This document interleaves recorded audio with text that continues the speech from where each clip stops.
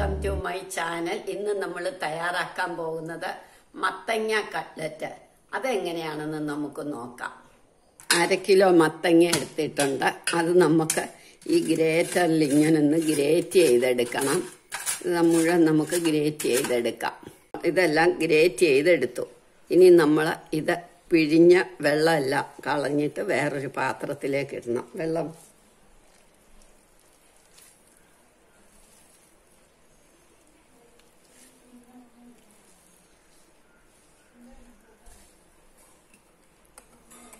ഇതെല്ലാം നമ്മൾ പിഴിഞ്ഞു.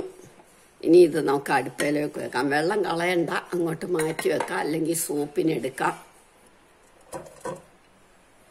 ഇത് അടുപ്പയിലേക്ക് വെച്ചിട്ട് നമുക്ക് എല്ലാ ഇൻഗ്രീഡിയൻസും ഇടണം.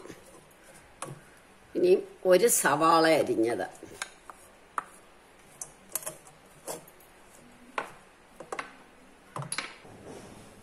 ഒരു സ്പൂൺ ഇഞ്ചി അരിഞ്ഞത്, 2 പച്ചമുളക്,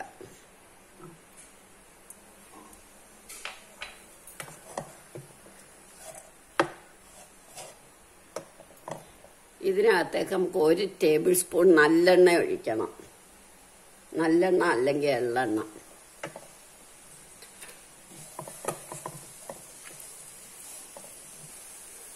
garam masala powder 1/2 teaspoon garam masala, 1/2 teaspoon chaat masala, 1/4 teaspoon black salt, മഞ്ഞപ്പൊടി, 1/4 ടീസ്പൂൺ കുരുമുളക് പൊടി, 1 ടീസ്പൂൺ മുളക് പൊടി, കായം, 1 ടീസ്പൂൺ ഉപ്പ്. ഇനി ഇത് നമുക്കൊന്ന് ഇളക്കാം.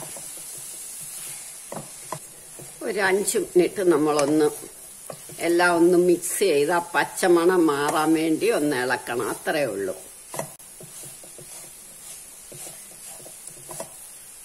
ഇനി നമുക്ക് നിർത്താം. നിർത്തിയിട്ട് മല്ലിയില,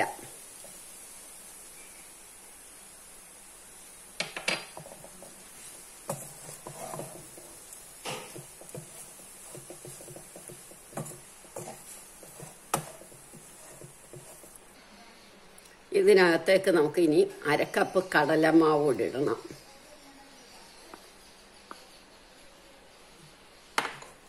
ആ ചൂടോടെ തന്നെ ഇട്ടാ പച്ചമണം മാറിക്കോളും.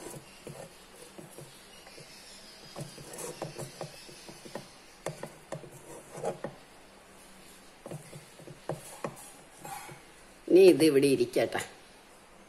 ഇനി കട്ട്ലറ്റിന് വേണ്ടിയ ബാറ്റർ തയ്യാറാക്കണം. 1/2 കപ്പ് മൈദ, 1/4 കപ്പ് അരിപ്പൊടി, പാകത്തിന് ഉപ്പ്, നമുക്ക് കുറച്ച് വെള്ളം ഒഴിക്കണം. അത് ഈ വെള്ളം ഒഴിച്ചാലും മതി. ഇത് ഞാൻ സൂപ്പിനെടുക്കാൻ വെച്ചിരിക്കുക,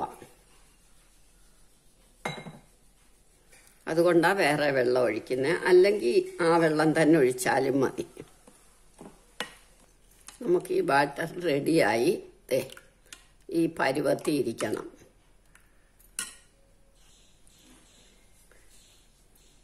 ഇനി നമ്മൾ ആ ചൂടാക്കി വെച്ച മത്തങ്ങയും പച്ചമുളകും എല്ലാം കൂടെ ഒന്നുകൂടെ ഒന്ന് ഇളക്കി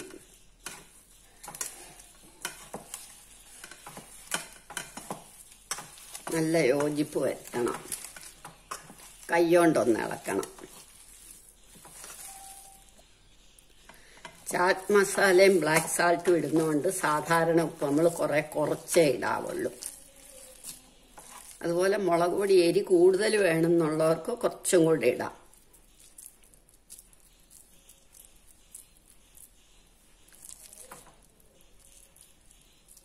നമുക്ക് ആദ്യം ഇങ്ങനെ എല്ലാം ഉരുളകളാക്കി വെക്കാം. നമ്മൾ എണ്ണ അടുപ്പേ വെച്ചു. ഇനി ഇത് ഈ ബാറ്ററിനകത്തോട്ട് മുക്കണം ഇങ്ങനെ. എന്നിട്ട് ബ്രെഡ് ക്രംസിനകത്തിട്ട് നമ്മളൊന്ന് ഉരുട്ടിയെടുത്ത് വെക്കാം. അടുപ്പയിൽ ഇടാറാകുമ്പോൾ നമുക്ക് ഷേപ്പ് വരുത്താം. ഇങ്ങനെല്ലാം ചെയ്യാം. നമ്മൾ ബ്രെഡ് ക്രംസിലിട്ട് ഉരുട്ടി ഇങ്ങനെ വെച്ചേക്കുക. ഇനി നമുക്ക് കട്ട്ലറ്റിന്റെ ഷേപ്പിലാക്കി എടുക്കണം. ഏത് ഷേപ്പായാലും മതി. കട്ട്ലറ്റിന്റെ ഷേപ്പ് എന്ന് പറയുന്ന ഇതാണല്ലോ, അതുകൊണ്ടാണ് ഞാൻ ഈ ഷേപ്പിലെടുക്കുന്നത്. അത് നമ്മളിങ്ങനെ ഒന്ന് പരത്തിയിട്ട് ഈ സൈഡ് ഇങ്ങനെ ആക്കിയാൽ മതി. അപ്പോൾ കട്ട്ലറ്റിന്റെ ഷേപ്പ് അതേ ഷേപ്പ് കിട്ടും. ഇനി നമുക്കിത് എണ്ണ മൂത്തു. എണ്ണ ഒരുപാട് മൂക്കരുത്, ഒരു മീഡിയം ഫ്ലെയിം മതി.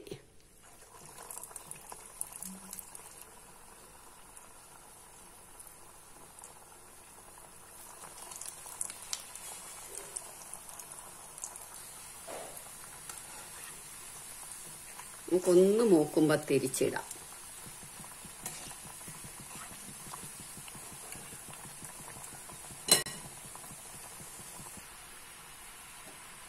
അപ്പം ഇതെല്ലാം മൂത്തു. ഇനി നമുക്ക് എടുക്കാം. ഈ ഒരു പരുവാകുമ്പോൾ എല്ലാം ഇനി എടുക്കണം. ഇനി നമുക്ക് ബാക്കിയും കൂടി ഇടാം.